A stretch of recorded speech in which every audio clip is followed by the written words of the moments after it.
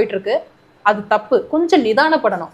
வாழ்க்கை முறையாகட்டும், சிந்திக்கிற முறையாகட்டும், அல்லது செயல்படுத்துற இதாகட்டும், கொஞ்சம் நிதானப்படணும். இப்போ முன்ன வந்து பெரியவங்க சொல்லி நம்ம கேட்டிருப்போம் இல்லையா, கொஞ்சம் நிதானமா இரு, கொஞ்சம் நிதானமா படு, கொஞ்சம் அப்படியே தலை போகுது அப்படின்னு நம்ம பெரியவங்க திட்டிருப்பாங்க.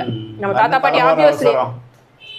பாட்டி ஆப்வியஸ்லி திட்டிருப்பாங்க. அந்த தலைமுறைகிட்ட இருந்தா வந்துருவோம். நியர்லி அவங்க எல்லாம் 40s பிறந்தவங்கன்னு சொல்றேன், 40-50 பிறந்தவங்க. இப்ப அப்படி என்ன தலை தெரிக்குது, இப்ப எதுக்கு இவ்வளோ வேகம், இரு கொஞ்சம் நிதானமா இரு. அப்படி அவங்க கிட்ட வளர்ந்த பீப்புள்ஸ்க்கு அந்த விஷயம் நல்லாவே தெரியும். அதை தான் நான் ரிப்பீட்டடாக சொல்றேன், கொஞ்சம் நிதானப்படணும்.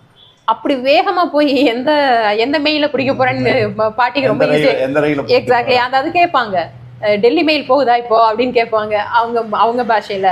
ஸோ அதுதான் சொல்றேன், அதை கொஞ்சம் நிதானப்படணும். ஒரு விஷயம், ஒரு பிரச்சனைன்னு ஒரு விஷயம் அரைஸ் ஆகுது அப்படின்னா ஃபர்ஸ்ட் நிதானமாகு, அது என்ன கோர் விஷயங்கிறத தெரிஞ்சுக்கோ.